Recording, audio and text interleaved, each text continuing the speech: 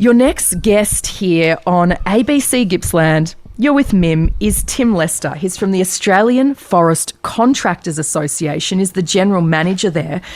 Tim, our question for you this morning is, what is happening to all the machinery? There's all this purpose-built machinery around the logging industry. People were still investing in machinery. We know that because the end date was 2030. It got brought forward 6 years. What happens to it all now? Good morning, Mim, and so great to be with you here in Swifts Creek. So this actually is an enormous issue, and I think that point that you've just raised, that right up until the government made this decision, people were investing, and they were being encouraged by Vic Forest and by essentially the government policy to do this. And that investment is worth millions. It's absolute millions. So it's an enormous question actually now, what happens to those machines? And what sort of machines are we talking about? So we're talking about specialist harvesting equipment predominantly, but also specialist trailers, and some of that haulage equipment as well that doesn't have a purpose here. Well, it has a slightly different purpose for some aspects around the forest management piece, which is in negotiation at the moment. But we've had this machinery sitting around really for 18 months, let's say, because of all the disruption and people have had to pay their insurance, they've had to pay their finance for that whole period.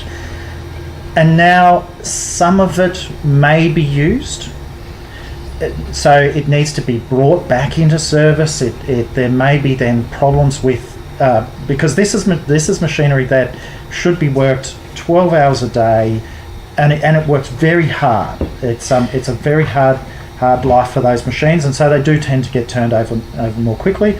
And now it is a question: where does it go? So we're talking about millions of dollars of machinery that's now just sitting there.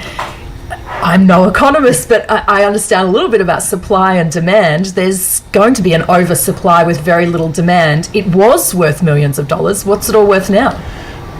Well, and that is also a very big question. We know that nationally the second-hand market for this equipment has gone, basically. We've had stories out of Queensland that people looking to sell machinery up there, the market's not there. And part of the challenge here in these industries is that selling off those machines at the point where it's reached an end of its life for a particular purpose, or it's time to upgrade within your own operation, is part of where people recoup some money, that they recoup some of the investment that they've made. So this is part of the government's compensation piece, and we should acknowledge that the government has worked through this to a degree with particularly harvest and haulage. There is a separate and a different arrangement that applies for sawmills and for community forestry. So there are some challenges within that. We, for our members, and are looking at that compensation actually providing coverage, particularly of those finance expenses that people have been putting in, so that they're not walking away with a level of debt and no future operations there. Some of it will go into the harvest, the forest and fire management piece, but that's very minor. We're talking about 3 pieces of machinery per contract, as opposed to however pieces of machinery people had. We're talking about less specialised equipment.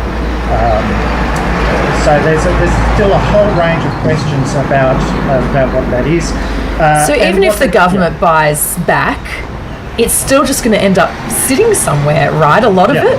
Can it be broken up for parts? What happens? Well, and that is also a very good question. I don't know whether it actually could be broken down. We know that the hardwood trailers, because the hardwood tends to be cut longer than softwood, so that they're a different configuration. They're set up with different restraint systems. They're not just ones that you can move into a different scenario. So those trailers that may be worth $100,000 or $200,000 a year are now worth scrap value, and that's in the hundreds of dollars.